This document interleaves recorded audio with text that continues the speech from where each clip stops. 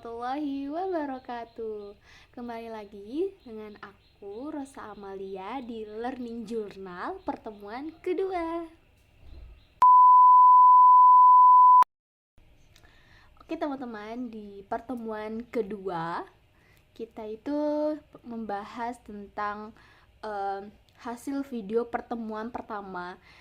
Di sini kita mendapatkan koreksi ya teman-teman, karena jujur saya juga salah dalam membuat video tersebut. Saya lupa banget bahwasannya pembuatan video itu alangkah baiknya adalah landscape ya teman-teman. Landscape itu seperti ini teman-teman, kan HP bentuknya seperti ini. Nah, landscape seperti ini.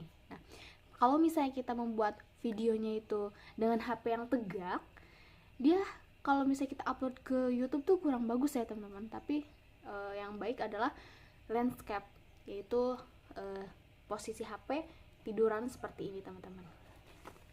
Setelah itu kita membahas tentang materi film teman-teman.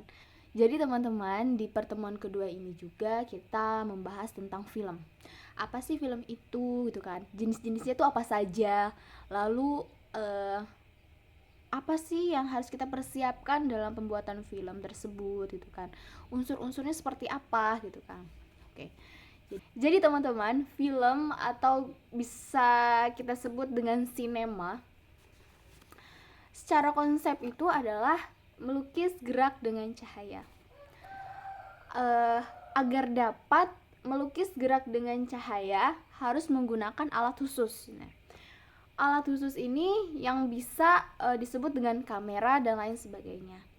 Nah, untuk menghasilkan melukis gerak dengan cahaya ini adalah kita harus menyesuaikan dengan cahaya gitu kan teman-teman. Ada kamera dan ada cahaya yang bagus gitu atau terang lah teman-teman. Untuk apa? Untuk menghasilkan video atau gambar yang jernih atau bagus gitu teman-teman.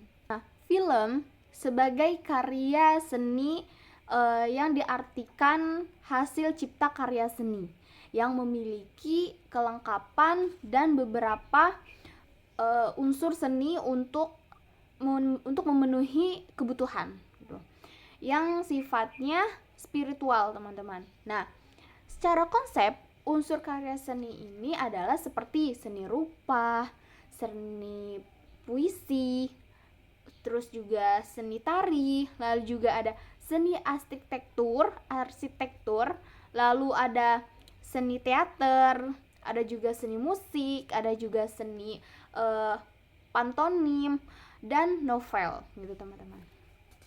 Oke, selanjutnya yaitu adalah jenis-jenis film. Jenis film itu terbagi ada dua ya teman-teman, yaitu film fiksi dan dokumenter. Ada film fiksi dan film dokumenter.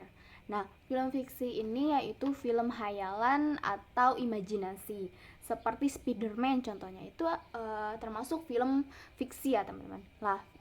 Lalu film dokumenter. Film dokumenter itu yaitu kisah nyata gitu ya teman-teman. Kisah nyata atau bisa dibilang juga dengan kejadian nyata. Nah, contohnya seperti kayak di komedi gitu kan teman-teman. Lalu juga ada film horor.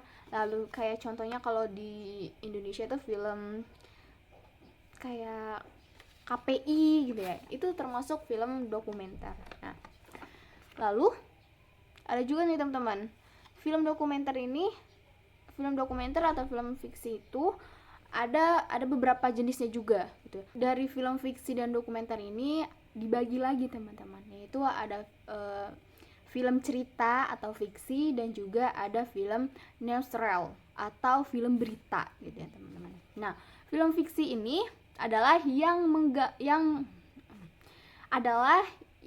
mengandung cerita yang lazim dipertunjukkan di bioskop dengan aktor atau artis yang terkenal dan didistribusikan sebagai barang dagangan gitu teman-teman. Nah, cerita yang diangkat ini menjadi topik film dapat berubah cerita fiksi atau berdasarkan kisah nyata yang didomestifikasi.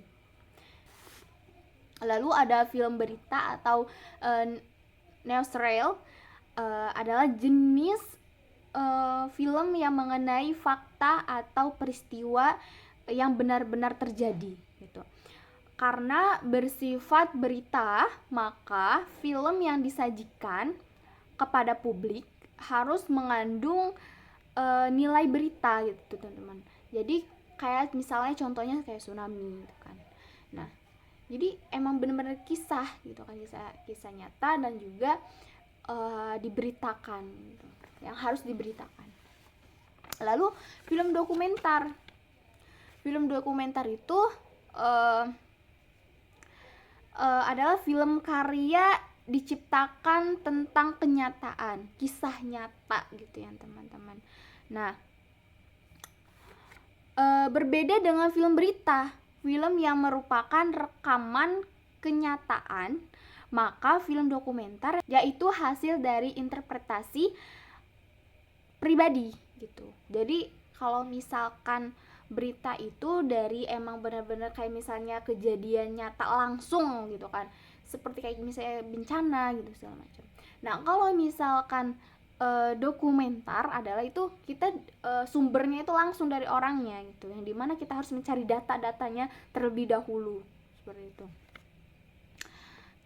Yang tadi contohnya itu seperti kayak komedi, lalu juga film horor dan lain-lain, karena kita mengambil dari sumbernya dulu, kita langsung mendatangi sumber orang yang mengetahui tentang cerita tersebut gitu kan. Lalu ada film kartun. Nah, film kartun ini dibuat untuk anak-anak gitu kan, seperti kayak Donald Bebek gitu kan. Lalu juga ada Putri Salju, lalu juga ada Mix Tikus dan lain sebagainya. Pembuatan film dokumenter itu terbagi menjadi dua teman-teman, yaitu ada yang tanpa naskah dan juga yang menggunakan naskah. Tanpa naskah itu seperti kayak petualangan dan demonstrasi. Lalu menggunakan naskah itu apa saja? Nah, seperti ya, kita harus menyiapkan profil, lalu juga prosesnya seperti apa, dan peran. Lalu ada pun nih teman-teman, ada unsur-unsurnya, unsur-unsur yang digunakan dalam pembuatan film. Nah, unsur-unsurnya itu ada 4. Yang pertama ada reaktif, lalu kedua juga ada proaktif, dan ketiga ada ilustratif, dan yang terakhir itu ada asosiatif. Nah, apa sih reaktif itu gitu kan? Nah, reaktif itu pembuatan film dokumenter dengan bahan yang sebisa mungkin diambil langsung dari subjek yang difilmkan gitu. Lalu ada proaktif. Nah, apa sih proaktif itu? Proaktif itu adalah pembuatan film dengan memiliki materi film secara khusus sehubungan dengan pengamatan sebelumnya oleh pengarahan kamera atau sutradara. Nah, yang ketiga yaitu ada ilustratif. Ilustratif itu adalah pendekatan terhadap dokumenter yang berusaha menggambarkan secara langsung tentang apa yang dikatakan oleh narator atau narasumber yang direkam suaranya sebagai voice note gitu. Lalu yang terakhir ada asosiatif. Asosiatif itu pendekatan dalam film dokumenter yang menggunakan potongan-potongan gambar gitu. Lalu selanjutnya ada unsur-unsur verbal. Jadi unsur-unsur verbal ini yaitu dimana rekaman pembicaraan antara dua sumber atau lebih yang terkesan direkam secara tidak sengaja dan secara langsung. Dan ada juga kerahasiaan, di mana rekaman pengamatan, pendapat, atau informasi yang diungkapkan oleh saksi mata atau pelaku, lalu pakar, dan sumber lainnya. Dan juga yang terakhir ada eksposisi. Eksposisi ini penggunaan voice atau orang yang langsung berhadapan dengan kamera, secara khusus mengarahkan penonton, teman-teman. Lalu adapun yang terakhir yaitu langkah-langkah pembuatan film dokumenter. Yang pertama ada praproduksi. Di dalam praproduksi itu yaitu menentukan tema atau topik, lalu juga melakukan observasi atau riset, lalu membuat treatment dan outline atau skrip. Dimana treatment itu bukan hanya yang berisikan urutan shot dan adegan, tetapi juga secara konkret berisi yang berkaitan dengan judul dan tema. Lalu membuat film statement, menuliskan informasi yang dibutuhkan. Statement ini menjelaskan tentang durasi film dan materi, dan juga bahan yang digunakan, serta menjelaskan pula siapa yang menjadi subjek dan film, serta menjelaskan pula siapa yang menjadi objek dalam film. Lalu yang kedua ada produksi, proses pengambilan gambar atau suara. Yang ketiga yaitu secara produksi.